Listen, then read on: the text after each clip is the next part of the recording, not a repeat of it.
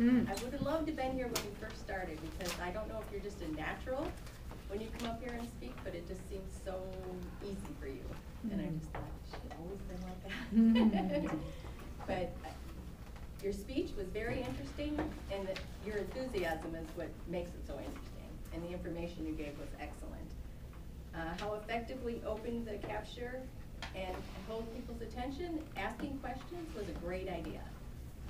It just made people stay on top of things. They make sure they listen. Like I raised my hand, I wasn't listening. I was like, what you said, but I was and it wasn't. I'm like, okay, now what was those initials again? But you did an awesome job on getting everybody's, communicating with everybody. That was to get everybody involved in your speech. How comfortable and familiar you appear, as always. We can, it's like I said, you're just a natural. The research and information you gave, you could tell you spend a lot of time in finding all that information about leadership. It was a great idea. How confident and controlled did the speaker appear to be? As always, if you're comfortable in speaking, you're confident, you know what you want to say, and even though you had notes, you still were able to go away from your notes and still be able to keep on with that speech, which is great, and I hope someday you do that. You encourage the audience going through each step of what it takes to be a leader, and I thought was, very well organized, and how you went from step to step of what the information that you found was great. How effective the speaker related to the information and the common experience and knowledge. Like I said, it was a great advantage to, you talked about what a great advantage it is to belong to Toastmasters and be a leader, and what it takes to do that. And it's so important, because especially in, that's why people join this group, is because they want to be a leader and be able to get up here and talk so confident like you do. What could they have, I was trying to think, what could you have done different? Really tough. The only thing I thought maybe you could have brought maybe your experience with Toastmasters, how you thought you benefited. I know you tell us how well how thankful you are for Toastmasters, but I think if you would have related to us more of your personal experience would have been great. Your opinion on of how much you can experience with being in Toastmasters, I thought was just awesome, and I think you did a great job. Thank you. Over to you next. Thank you.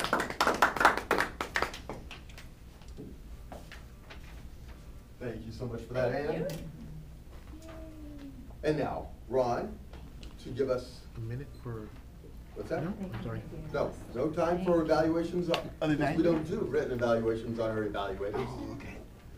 So now we just want to move right on to you Thank you. and benefit from all that experience that you put down to present to us now on Cliff's presentation. Right. Thank you. Thank you, Cliff. As we know, Cliff's speech was basically reading aloud information that he had gathered and reviewed. And his speech was behind the sealed doors. I think that the theme was clearly understood, that it was behind sealed doors, but exactly those explorers were doing in the 1800s that he read. And his objective was to read that to us so that we could feel the meaning of what was going on, why they were there, what were the surprises, what were the climaxes that took place there. I saw that in Phil's reading. Some of the areas that I saw, which his vocals did reflect at times what was happening. We also also understood that why they went into tombs and why things changed. There was times when his vocals did deflect and reflect to understand that. That could be improved. That is really obvious. I think also some areas that when he read that he could have looked up and actually got the audience attention to see and actually slow down and pause so that he could see that we were with him, we were following, we were listening, and that we could take in what had happened, that they had opened up a tomb and it had been broken in. To let us take that information in and feel that information, feel like, how did that feel to discover something that had happened 2,000 years ago that had been broken in? So I think those were good, and those are some of the things that we'll have to improve on the next reading. And I think that was probably the first reading we've ever had, especially for 12 or 15 minutes. So I understand it was probably difficult to do that for the first time. But otherwise, I was great from a great start. He did explain just the different approaches as he read through it. Also, they opened the tomb. This tomb was sealed. This tomb was not sealed. Why the things were taken. He explained why. Well, I should explain, but through the reading, we understood why the oars were there. That they were actually going to use those oars to swim across this big ocean. They were going to go to the New World. That was some smooth transitions that we did see. That was something he was supposed to do through the reading. So even though through the reading we actually saw that, we actually lived that and understand that in 1800s that that's what they were doing, and how long it took them to get from Egypt to, from the States. So I think that the audience was there. There was some spontaneous there. There was some great, and for a first-time reading, that was really good. And I guess we'll all look forward to the readings that we are going to have that eventually as we go to be distinguished Toastmasters. So thank you, Cliff. We look forward to getting this read. Thank you. Thank you, Ron.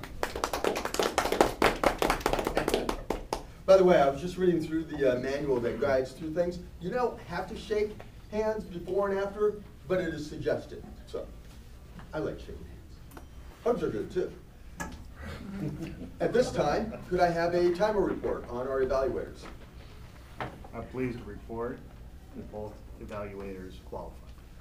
Excellent. Then if you could all cast your vote for the evaluator. Hopefully you've already done so for the speaker. That was a tough one to decide on. And who was our vote counter this morning?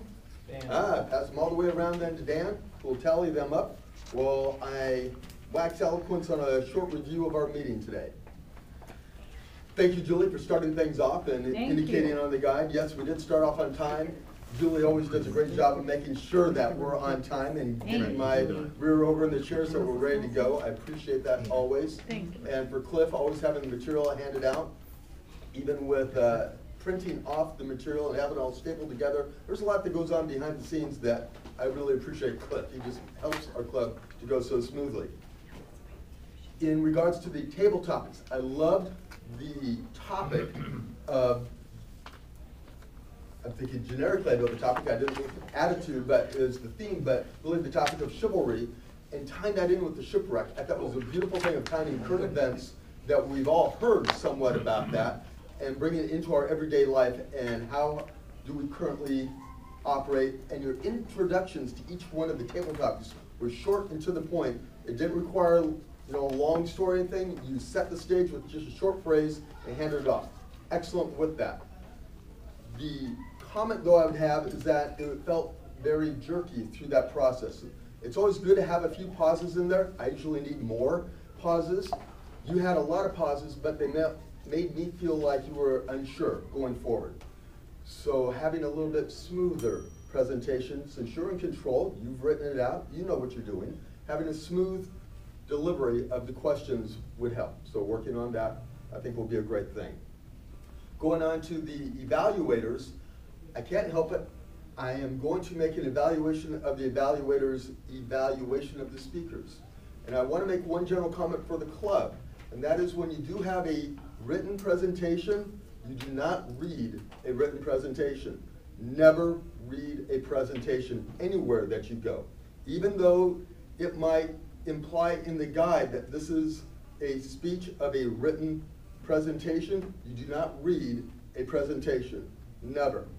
You should have already gone through the presentation, and the evaluator should have brought this out, it's my opinion, as a general evaluator, that you, as a presenter, you read your material, you know it, and then as you get up there, you glance at it to make sure you're refreshing your mind, but then you're looking up and talking to your audience so that you engage them with your eyes and with your emotions. You do not hold your speech, you have your hands out. And those are things I was looking for with the evaluators bring that out, and they didn't. Our evaluators are very encouraging and positive, bringing out the good things, which is great, we want that. But we also want to improve and make sure that when we walk out of here, we are going to be a better presenter out in the real world.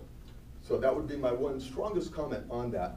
Do not hold your speech with both hands, one hand so at least one's free to gesture, and also do not read a presentation.